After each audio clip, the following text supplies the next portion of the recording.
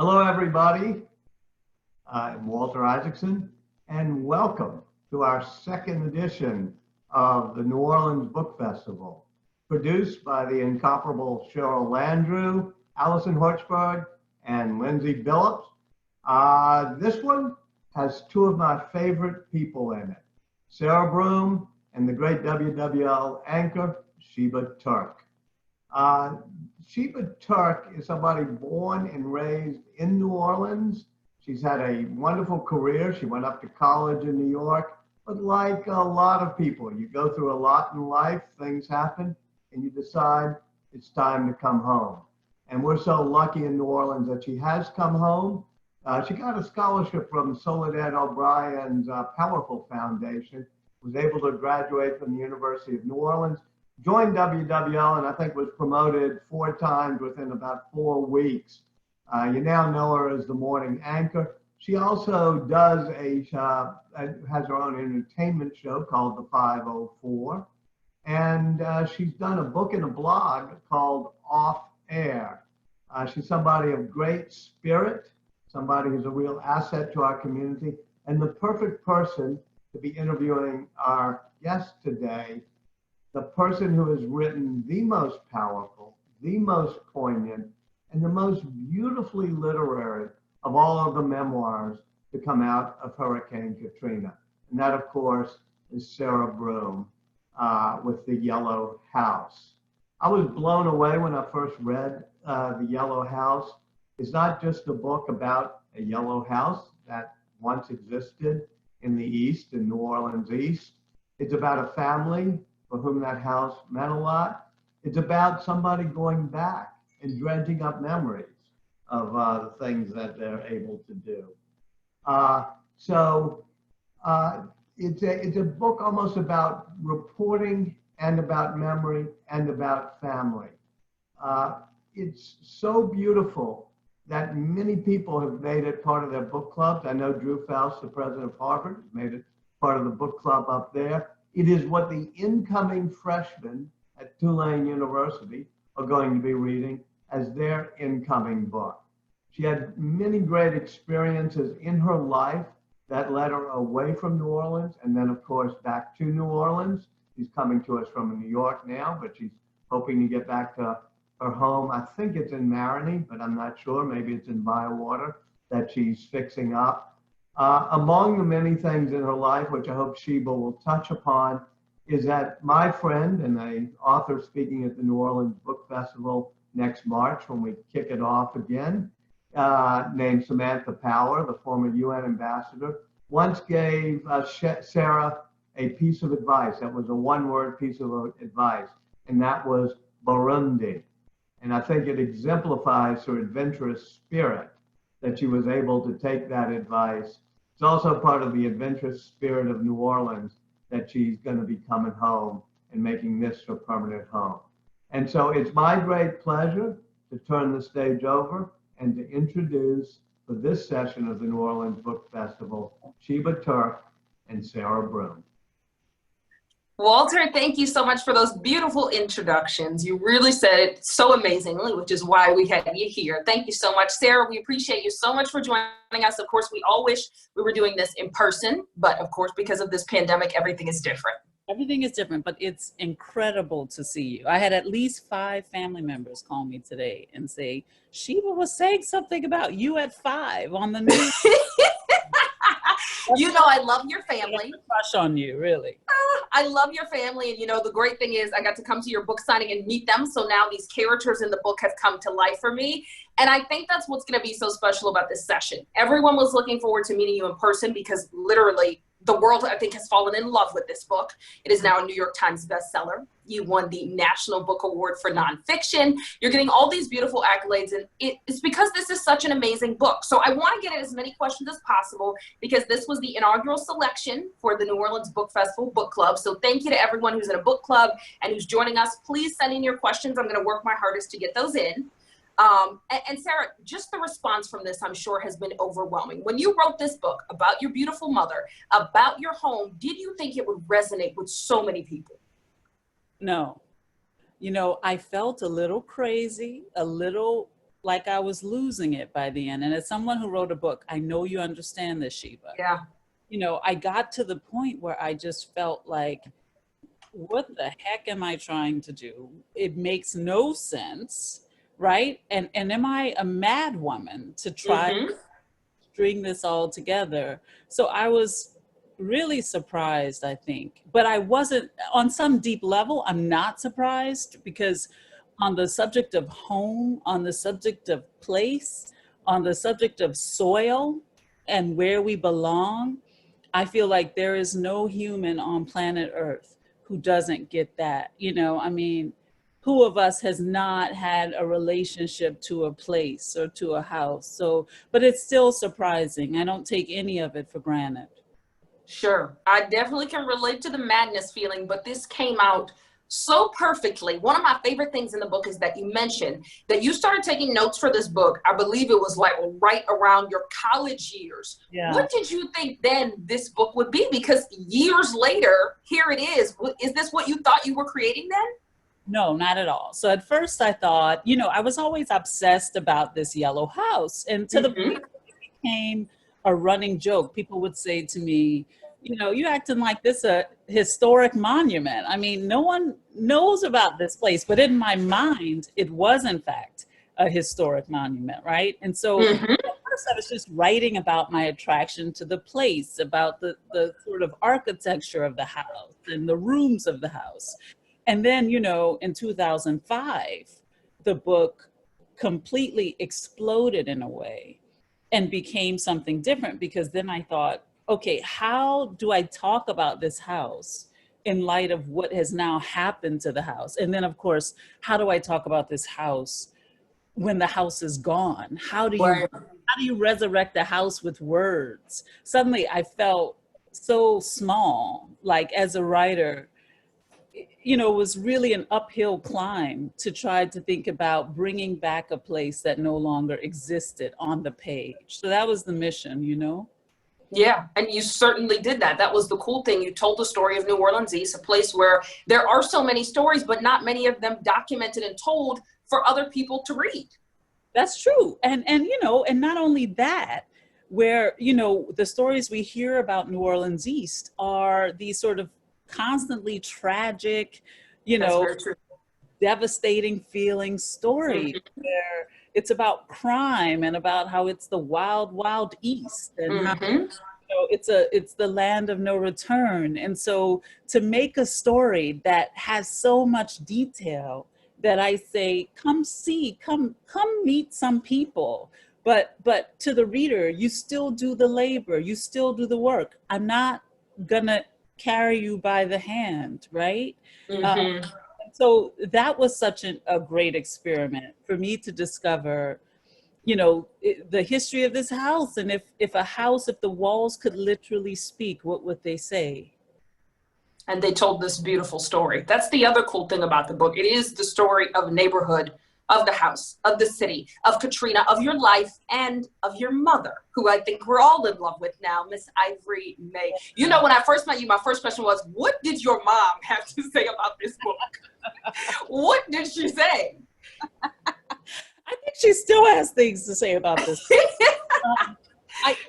It's so complicated, right? Because on the one hand, I think she feels enormous pride that her youngest of 12 children is out there writing a book. But, you know, she didn't ask to have a writer as a kid, right? So another part of her feels completely exposed, completely vulnerable, and doesn't quite know what to do with the publicness of it all, right? Sure. But I am sort of, my mother composes me in a way, right? So like that was the main reason I gave her a sound in the book. I let her speak for herself, because it felt like the least I could do to at least let her appear on the page as she actually is. And I think that's what makes her such a compelling, but she's actually that interesting in life. And I think a lot of our mothers are, if we actually stop and listen to them and maybe record them even, Yeah, and learn their stories. Yeah, and the sound of them. You know, she has this very New Orleans melodic way of telling a story. Yeah. And when you mentioned recording, you actually did that with your family. And I told you my family would have me removed because our story is not ready to be put out there. But you didn't hide any part of it. You recorded it and then you put it in the book. You know, I recorded hundreds of hours of interviews. And at some point in the transcription process, because I had some Tulane students actually helping me transcribe a bunch of the interviews. But beyond that, and I did some, and then I got exhausted. And so I left hours and hours untranscribed. But what I had transcribed, I started to sort of make a skeleton for the story, right? And so that's interesting because that's the break for me from like when I was interviewing them and they were very annoyed with me and they were sort of like, okay, what's the line? Are we at a cookout or are, you know, like, are we at a crawfish boil or are we doing an interview? Which one is it? So this moment though, where I turned into the craftswoman, right? And suddenly these people were characters. They weren't my family. And this book had to move. It had to do work. And so I kind of disconnected as the baby of these 12 people and kind of started doing a kind of, you know, how do I tell a story that makes sense? Sure. You know? And then some voices were taking over and they'd have to sort of, I'd have to lower the volume on them, you know? Yeah. And some voices sort of rose, you know? Sure. They became such strong characters at times I forgot they were real people, which is why I'm glad I got to meet them, right? Because you're like, wait, this is someone's real story. Was there anybody who was like, Sarah, take that out of the book? Yes. Really? There were things that I took out that I just felt, you know why? I took them out because it felt like the detail didn't serve the story. And gotcha. The detail was hurting the person. And, you know, right. I had a brother die since, but at the point when the book came out, everyone was alive. So I was very fragile and I'm so sorry. having, you know, a lot of trauma, it felt like, and worry about what people would think but I tried to think about how this detail served this great story, right? And so, because I feel like often what happens, and we see it in the world today, we get this kind of helicopter view of what a life is composed of. In the granular view, because I think if you're up close, then you telescope in and out and you understand things from all these incredible perspectives. And that to me is what makes also the city of New Orleans such an interesting place is, you know, you can't look at it from one angle. You have to move around it and turn it upside down. And so in that way, the book is a very New Orleanian and Black American story for me. Sure. All right. What I think is fun that we're doing this virtually is that we can invite other people into the Zoom. Okay. But you know, sometimes that comes with technical difficulties. So I'm going to try my best, guys. I'm trying to get as many of your questions in. Let's try to get Lisa Strauss on to ask a question. She actually has a question about the ending of the book that I think is very interesting. So let's see if we can get Lisa to ask her question. Lisa, hopefully you're on with us.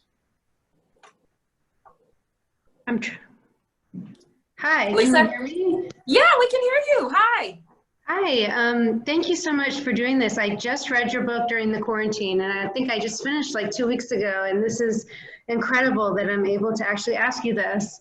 But I was surprised at the end that there was no effort by any of your siblings or your mother to rebuild the Yellow House after this whole buildup about what was going to happen and whether you were going to get any assistance from the government or from the Roadhouse group. And I was surprised and wondered if any of your siblings were disappointed or whether there was some discussion to rebuild the house, and whether you've been back since the end of the story. Thank you. Thank you, Lisa. That's a really good question. You know, I think it was such a hard moment for all of us because I think even to this day, we have this deep connection to that spot of land, right? It's a sort of thing you can't even name, it's just a feeling. And I think for my mother, who at the time Road Home came through, was I think 70. She's almost 80 now, right? So she was 70 or so then. She wanted to be on a street with other people, on an alive street. And you know what happened in New Orleans is that the money that people were getting from Road Home often wasn't actually enough to rebuild a house from the ground up, right? Because especially in neighborhoods like New Orleans East, which are primarily people of color, houses were undervalued in their estimation, right? So the grant you would actually get would maybe cost 1/4 of what it would actually take to rebuild a house, right? So that's actually part of the story itself. So it was really hard to do. And then I think also she wanted to just be in a more vibrant neighborhood, right? There was at that time one person living on the street. The street had been completely decimated. And I know that this is the story of so many New Orleanians who lived on essentially ghost streets, streets with missing houses, houses that had been decimated, right? So it was a hard choice. And we do, every time we pass that intersection, it's like in our blood or something. The car automatically turns down the street and somehow we find ourselves at the spot where the house used to be, you know? So it'll always be our place somehow. Very nice. All right. Thank you for answering that question. I'm going to throw in one from Katie Carmichael because we mentioned the recordings that you took to make the book possible. She asked, would you ever consider releasing the recordings or a portion of them so that people could hear the sound of the characters we've grown to love? Maybe. I would have to go find them and organize them. I do think of it as a treasure. You know, one of the things that helped me understand this was my mother is one of 3 children, and both of her siblings died from the time I sort of began formally working on the book and by the time I finished. So to be able to go back to the interviews and listen to my Uncle Joe, to listen to my Auntie Elaine, and to play those recordings from my mother is a true gift. So it's something I value so much. And maybe one day I'll do something interesting, an art project or something with it, you know?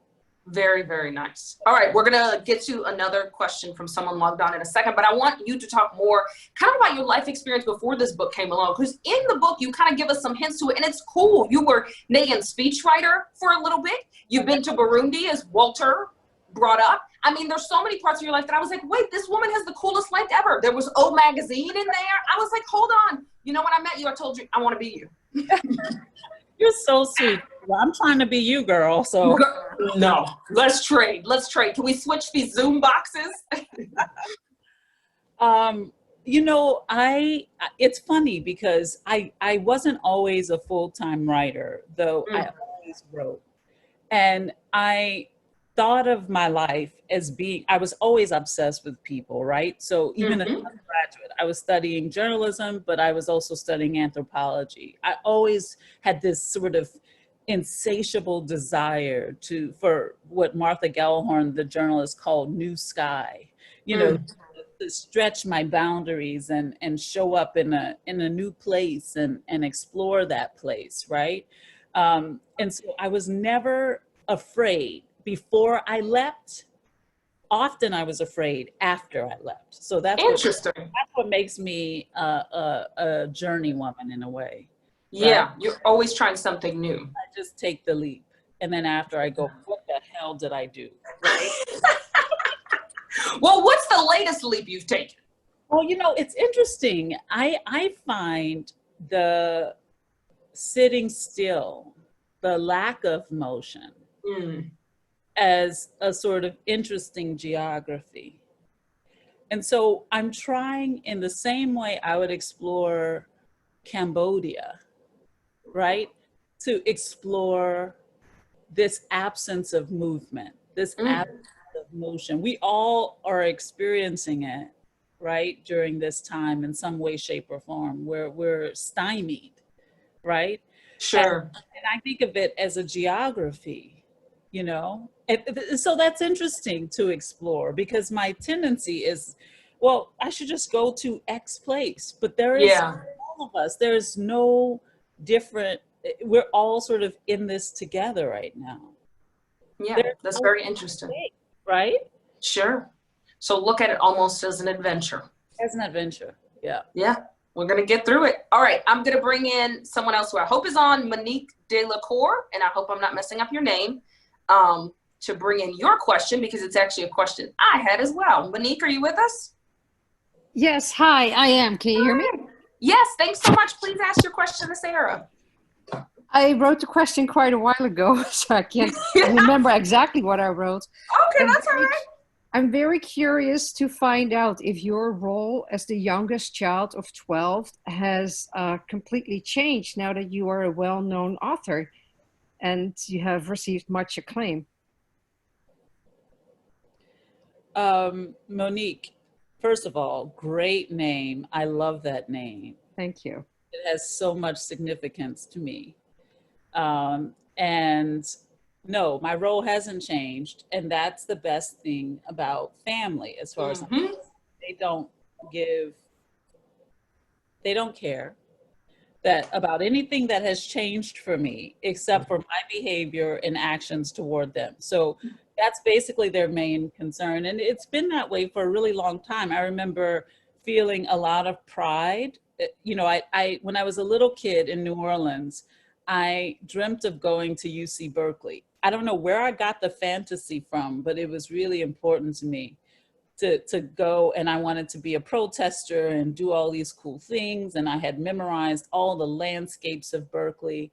And so when I finally went to Berkeley for my master's, it was such a huge moment for me. And I just remember my family being like, Berkeley, Barkley, where? Like, they just didn't care. They were just like, you're our baby, you know, we love you, and we're just happy that you're alive.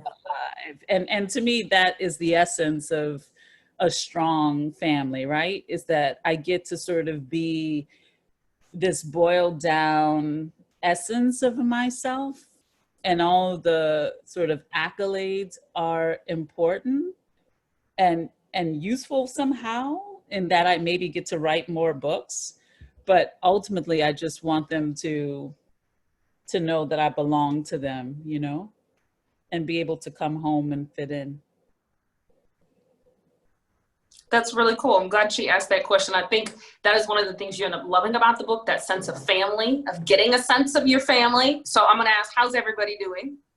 Everyone is good. Everyone is, I'm calling them all the time and worrying a lot, but sure, I think they're hanging in there. Good. You know, Carl was my favorite character. I told you that, and it's because anybody who's read the book, I know you guys are going to know this moment when he walks through the dogs through the Katrina waters with the shoestrings off of his shoes. I will never forget that visual from this book.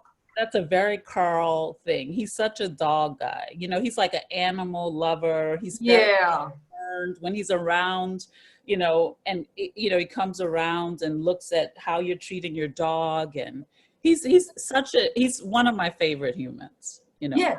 Yeah, we understand why after reading the book. All right, I'm going to get in another question from Rachel Berg. She's asking, if you could do something for New Orleans East to help with its revitalization, what would it be? That's so interesting. Yeah, I thought that was a really good question. That's such a good question. If I could do something,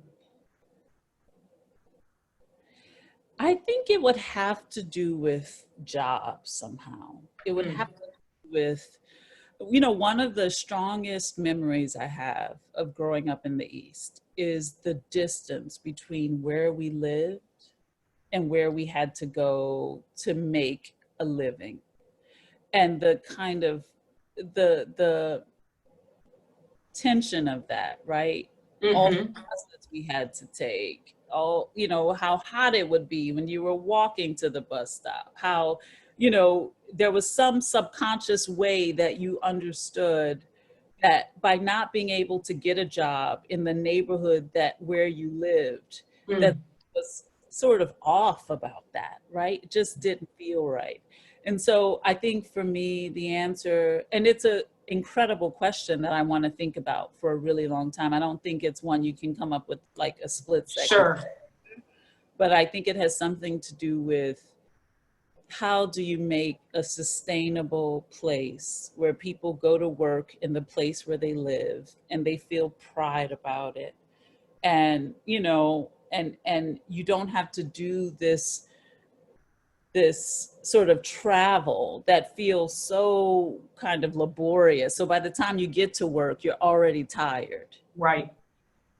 The East deserves that. It's such a huge part of the city.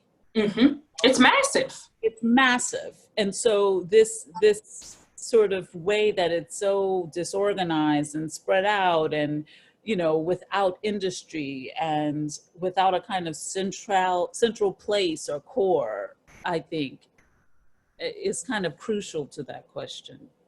I love that about the book very much, because I'm always telling people to read this book. You know, I've bought like 10 copies and given them out as gifts. But one of the reasons is I'll tell people, I'm like, if you want to understand why the East is where it is today, this book tells it in the most interesting way I've ever heard it told, right? Because you just kind of grow up in New Orleans.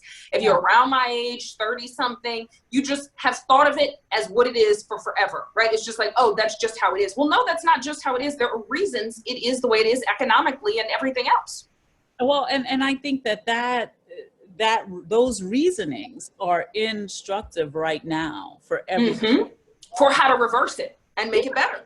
Yeah, and for everything we're going through, because you start to understand that this stuff was baked into the soil, literally.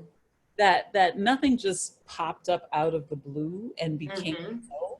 That people's lives literally changed, that the business that used to be, you know, the country music bar became the soul music bar. And then the neighborhood started changing and there was divestment and the schools changed, right? And so all of these things, and the air got dirtier, right? So all of these things are instructive, especially now as we live through just what feels like disaster after disaster. Yeah, very much so. All right, job creation. I like that answer a lot. Let's bring in Pearl down if we can to ask a question, because I think this is another really great one that I kind of had as well. Pearl, are you with us? I am. Thank you for taking my question. Yeah, we're excited. I love the book. I read it a few months ago.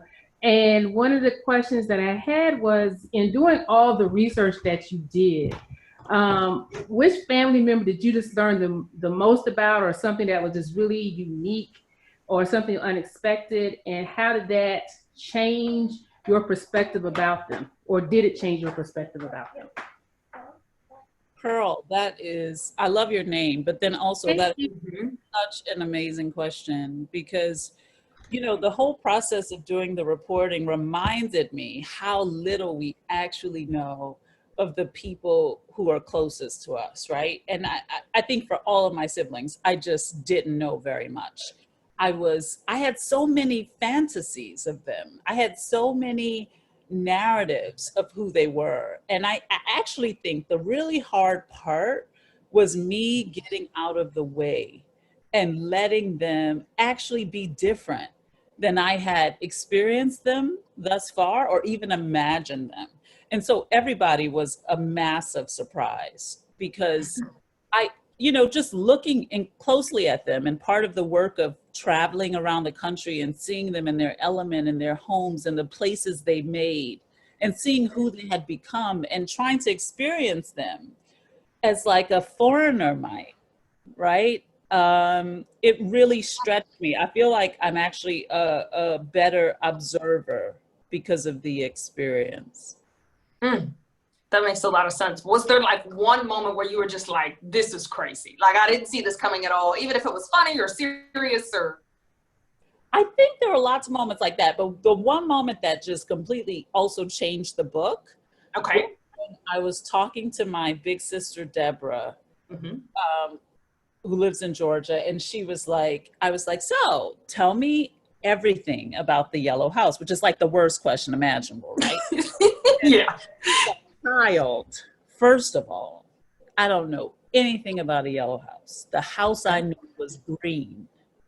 And I went, what? So it was like this moment where, because of her, because of that comment, because of what she knew that I could never know, that's how I came up with the whole section of the book that's called The World Before Me.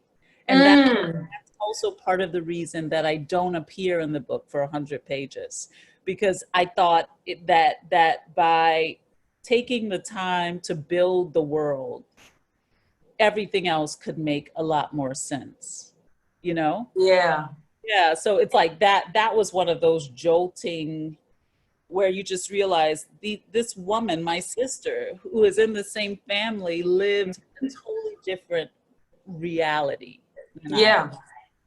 That's really cool that you weave those into the story as well. Instead of just saying, this is my book, so how I remember it as a yellow house is how it, you know, sometimes with your sibling, you're like, I don't care what your version is. You were like, no, I'm going to put your narrative in there too, which I thought was very telling of you as a human, as a sibling, and as a writer. Well, that I think it agitates the story too, right? Yes. And it sort of allows us to think about all the different narratives we tell and our sort of capacity for making up a story that suits us, right? Yeah. Or suits our emotional needs. By having all these voices saying, no, not that, maybe this, right? It sort of creates a different architecture of the book that has this, I think it gives it more nuance, you know? It's not so flat in this way. Sure. I saw a question pop up across the screen, and I'm sorry I didn't catch the name of someone asking how you decided to structure the book. So I think that's a great question for now, since you mentioned how you decided to start the book before your existence. So, you know, the movement, so the four movements, and I wanted to sort of, you know, have you seen, you know, there's like certain films you watch and you know, you get the slow open. It's like 20 the person sort of tying their shoestring or something. We get a sense of texture, we get a sense of the world. And I wanted to sort of use actual architecture to design the book, right? So when I show up at your house, I don't just fly into your bedroom, right? There is a kind of ritual, and we're New Orleans people. We're from a highly ritualized place, right? You have a way that you do things. You come, if you're the insurance man, you show up at the front door because we don't know you like that, and you earn your way to the second room. So if it's a house, right, you earn your way. If you're the neighbor, you come to the side door. There's familiarity. You know, if you're trying to break in, you go through the back door, right? There's all these like these modes of entry, and a book is that too. And so it's like, how do you enter this book? You know, you're just not going to show up in our bedroom. You have to go to the threshold, and the book consists of all of these thresholds. And I love the idea of four, the idea that something is broken in half.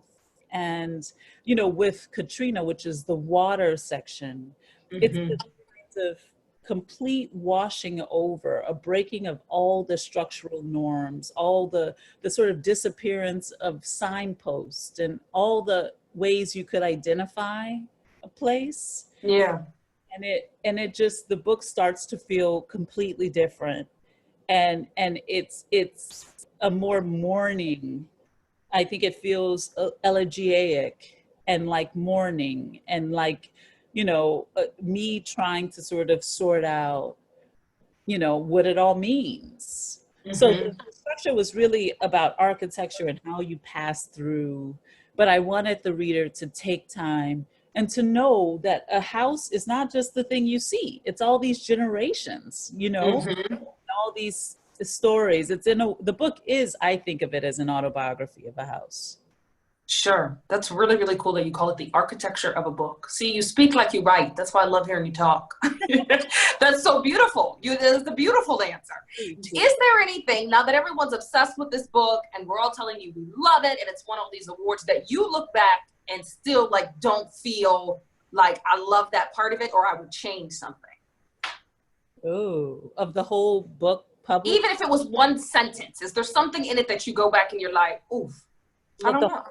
The whole book. Wait, the whole book. That's your answer. I think it's really, first of all, it's very hard for me to look at the book. It's like, it's a thing I can't revisit, that much. Wow. Yeah. It's sort of like an X or something. It's done, it's in your past. It's interesting. And you just sort of have this strange, it was interesting when the book first came out because it suddenly was not my book at all. It belonged to all the readers and I loved part of it. But now it's sort of mine again. But I have this strange relationship to it. I think I want to know what I learned from it. So when I make the next one, so as I'm making the next one, I have ideas. But yeah, I just find it to be, a first book. Sure. Do you know what that next one's going to be yet? And I was going to save that till the end, but I know everybody wants to know what's next. Ideas. But it's like a spider web, we can't collapse the spider web by talking about it. But yeah, I have some ideas, Okay. I figure you're working on something. And Rosie Yates just actually wrote in and asked, what's your next project? So I knew there were going to be like 50 people asking that as you said it. So, okay. So you're going to leave us hanging. I understand. We'll be waiting to buy the next New York Times bestseller. It's fine. We'll wait. We'll wait for it. Thank you for the faith. Okay. That's going to listen on Sheba. I'm telling you, everybody on this call has faith in you. So let's get in another person who's joining the Zoom. Let's get Isabel Caballero. And I hope I'm saying your name right. If not, please feel free to correct me. Isabel, are you with us? Yes, I am. Hi. Hey, thanks for joining. Please ask your question. Thank you.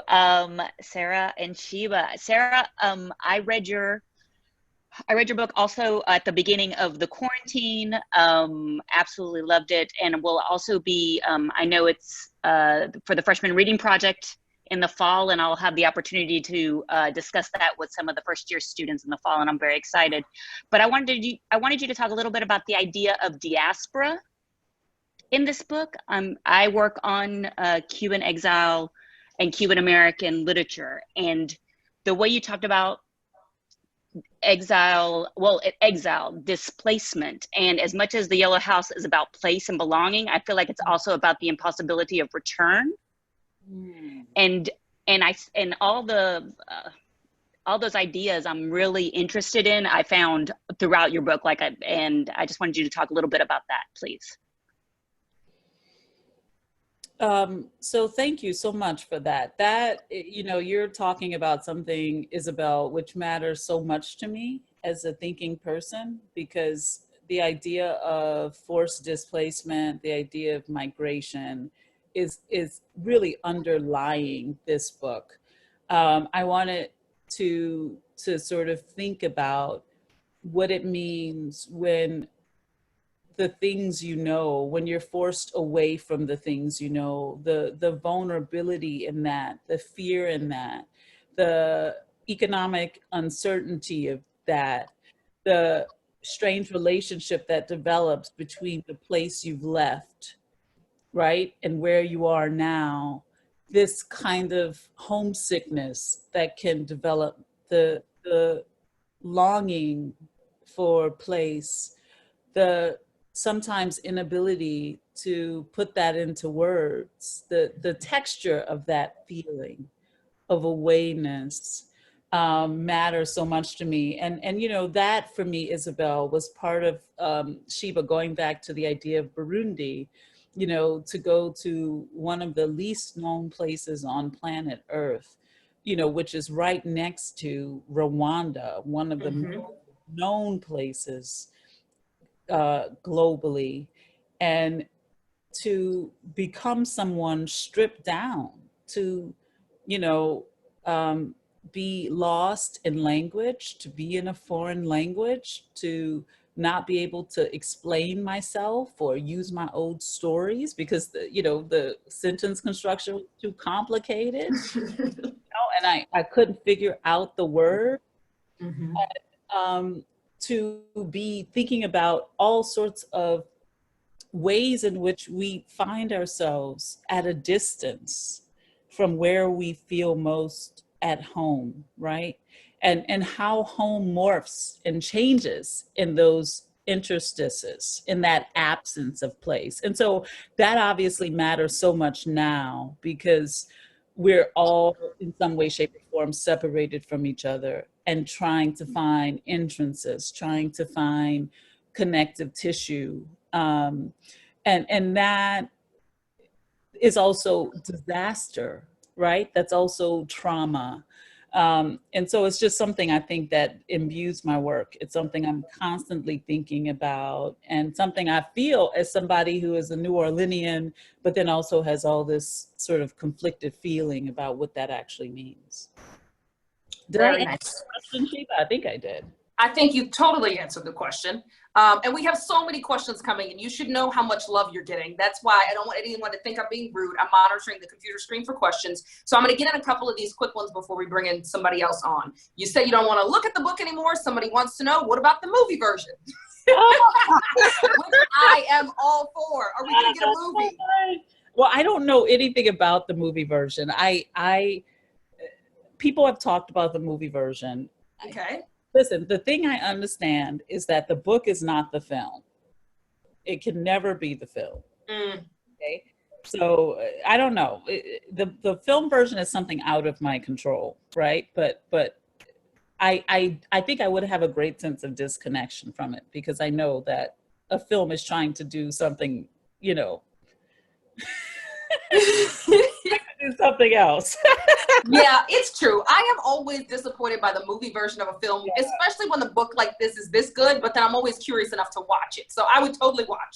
But the other thing, though, I would say is that I am anxious for a New Orleans movie that feels like New Orleans. I don't know that I can say that, and maybe you have some ideas, but I don't remember movies or any recent film that really felt like, you know, the New Orleans that I know or understand. Yeah. No, that's very true. It is, I think, very hard to capture. You know, there's currently TV shows that do it, but I think you very much watch it and it feels like it captures the tourist part of, Right. That's very true. So that would be much appreciated. So keep that on your radar, because the people want it, okay? Got it. All right. Laura Horbilt is asking what like 20 other people are asking. So I'm going to get this one in for you guys. Who are your favorite writers, and what are you reading right now? Oh, I'm reading like so many books at once. Give us a couple. Okay, so my favorite, the writers I love and turn to over and over: Jamaica Kincaid, who I love so much. Of course, Toni Morrison, Gail Jones, who I love. The book that W.G. Zabald is one of my favorites. I'm rereading now 100 Years of Solitude by Gabriel Garcia Marquez. I'm rereading Jose Saramago's Blindness, which is about a blindness pandemic, essentially. I'm reading The Old Drift, which is this huge, wonderful, great novel. The woman's name, the last name is Serpell, Serpell. She just won all these incredible awards. Natasha Truthaway has this incredible memoir coming out called Memorial Drive, which is about her mother's murder. It's so important and necessary for now. And I'm reading, trying to think a lot about the past and how we think about history. So I'm rereading for the millionth time W.G. Zabald's book called The Immigrants. So that's a little bit of a running list. Girl, you're going to have to drop an Instagram post after this. Yeah, drop the Instagram post with like the top. I said, so you have to. I took as many notes as possible, so check my Twitter, guys. I'll put those out after this. We've got some star power joining us to ask a question. My yoga buddy as well, City Council President Jason Williams. Are you still on? Because I hope you are. I know you're super fun and you have a great question. Jason? I'm here. I don't know if Hey. Hi, Jason. How are y'all? We're good. Thanks for joining us. Oh, yeah, we hear you. Hello. Hey, we hear you, Jason. Maybe he can't hear us. Oh, no. Jason, are you there? I think we lost him. If he comes back. All right, well, here's this question. At least I have it. He asked, are you at all surprised how the folks who have never set foot in the East or New Orleans are so moved to see themselves or their communities in it? Okay, in this book. I have to say, the thing that is so profound to me and moving and where I feel like it was all worth it is when I hear from people from New Orleans East. You know, just to see an image of the place you come from, to be on the map, to feel that the story is about you, that you're a character, you're not on the sideline, you're not a supporting character, you're not that you matter, and I think all of us have that feeling, right, of like Orleanians, but every time we say we're from the East, it's like, oh, so right. That feeling of kind of being an outsider but also inside, and that feels really real to me.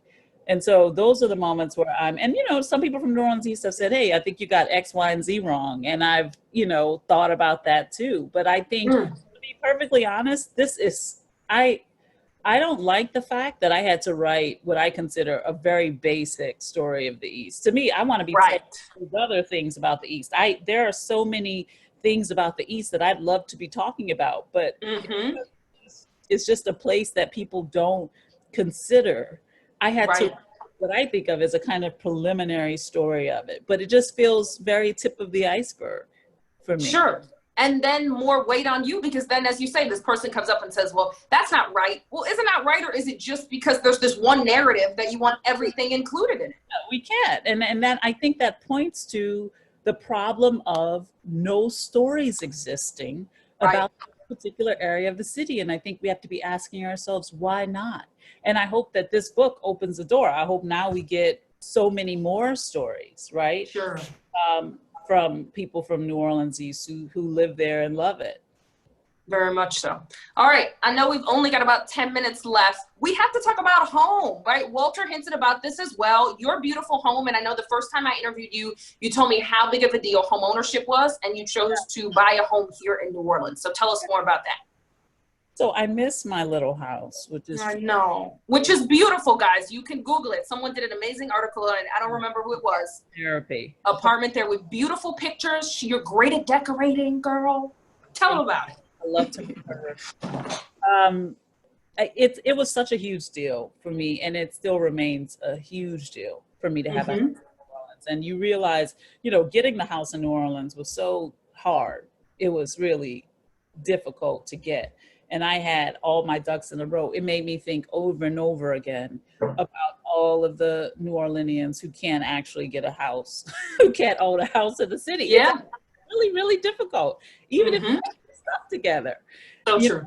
And everybody, the people who know, understand that. And I was being offered all sorts of crazy deals and crazy mortgage rates, but the idea of when I come home and I go to this very specific spot, and all my siblings can stop by, and my mom can come, and my mom really helped me. We painted this huge mirror together and curtains for me, and it just it's a ritual that we together kind of made this place.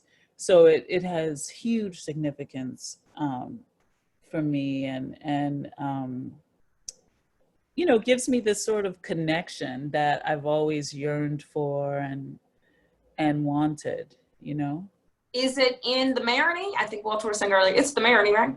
Yeah. Were you selected on neighborhood? Because you know how big... It's an interesting house because the history is interesting. It was owned by a free woman of color. And I want to sort of research this. Naturally, I want to research this more, right? But of course, I was drawn also to the history of the place, right? That this woman owned all this property, and the house I live in was her kitchen. So I love the idea of this. Yeah. No, that's really, really cool. Maybe that's the start of your next book, that woman. I'm just saying. I don't know. I don't know. All right, let's get in. I think we can fit at least one or two more of our Zoom callers in. So Carter Fleming, can you jump on? Your question, Carter?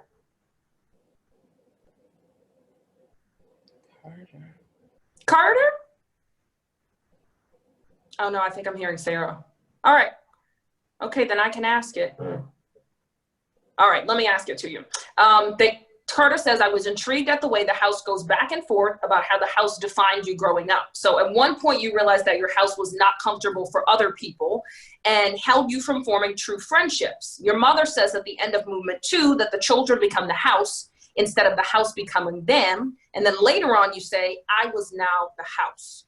Do you still feel you are the house, and in what way? Ooh. That's a good one, right? Are you the yellow house? No, I'm not. No. But that yellow house is like a piece of furniture inside of me, if you can imagine. Mm-hmm. I am such a big believer that the spaces we grow up in, and I mean like how many windows they have, what your view is, how you sort of find your relationship with the world is really a part of what grows us up in a way, for better or worse, right? And so I feel that there's a point of view I have that I would never have had if I hadn't grown up on the short end of a long street in a house that my mother couldn't hold up no matter how hard she worked, right? A house that had all this beauty against the ways in which it was falling down, you know?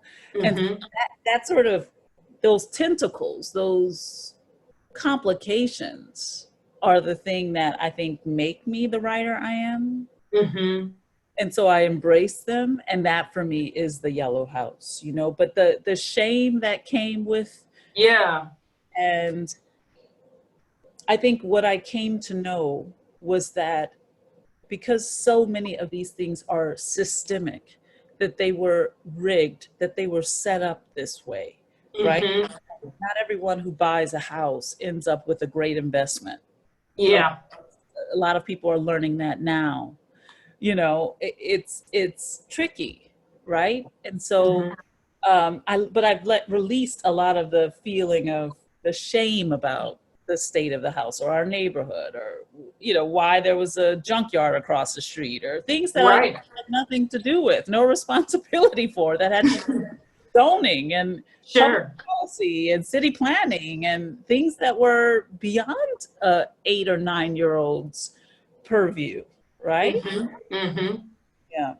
I think there's so many points of this book that people relate to, and I'd be interested to hear people not from New Orleans, what they're loving about it. But I told you when I met you, I was like, girl, I didn't have the courage to put that in my book. I had the same. It wasn't a yellow house, but it was a house that was a source of shame that you grow up and kind of just X all those parts of the story out, right? And then nobody really knows and you made it into a story that we can all relate to. Well, and it's so necessary, honestly. It's sort of, I live in the detail. And when I read a story and it's just skirting, I'm just like, okay. What are you skipping over? Get there. You know, I really want to know the texture of the place and the feet. Those are the books I'm really drawn to, you know? Yep, that's why we love it so much. I didn't ask any questions about your writing process or writing, and I'm sure that we have a lot of people who joined who are working on their own projects. So I'm going to give you a minute or two to give some advice to them.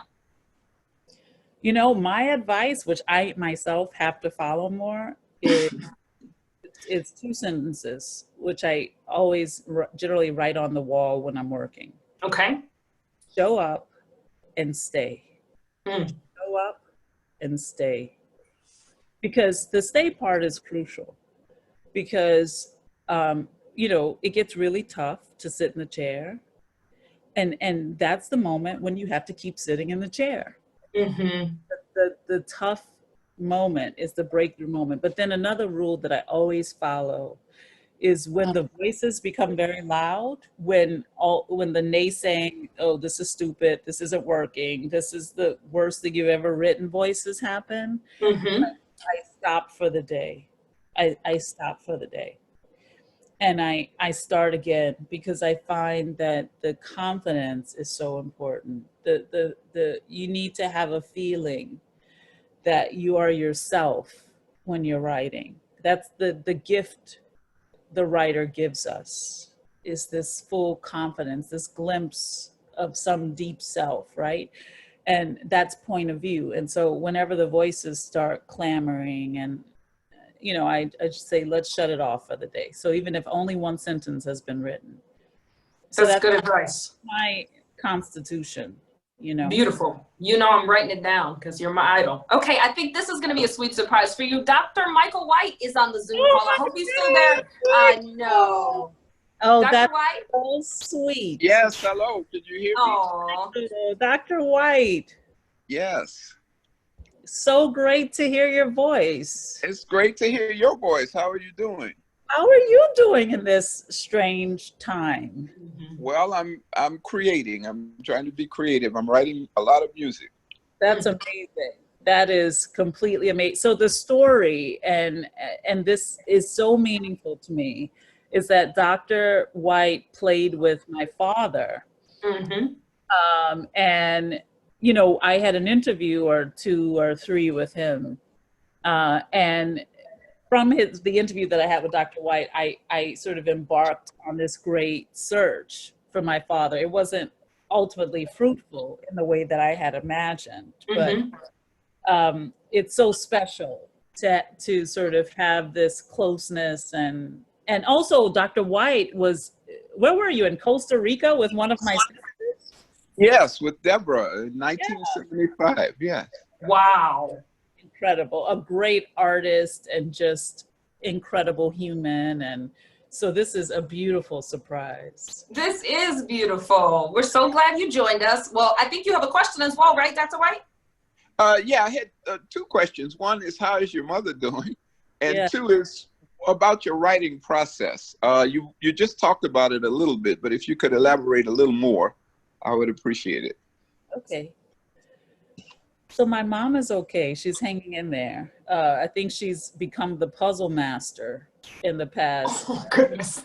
Or something. So her life is like her garden and puzzles, but it's tough. I think it's really tough to not be able to be out and about. She's an active, busy lady, but so thank God. And then about my process, I'm a big thinking writer. I think a lot. I'm trying to think about the ideas that I want to talk about. And because often my early drafts are very idea heavy, the story often doesn't work because the idea is taking over. And so then often, for me, I'm a massive reviser. I mean, like 14, 15, 16 draft revise. For me, that's really when I start to work. Really when I start to gain perspective, and I sort of deal with all the problems of the work. I take these long walks. Well, I used to take these long walks pre-COVID. But really for me, it's like that moment when you have it all out, right? And you're sort of beyond, just those first 3 drafts are just full of fear for me, and just like hesitation. And I feel like after that, I start to be a craftswoman and work. And that's my favorite part. Very nice. Do you write every day? I make notes every day. Okay. And notes as distinct from journaling, like actual notes toward something. And Gotcha. then I go and look at the notes at some point and start to frame things, because the idea is everything for me. Once the idea is solid, then I'm off.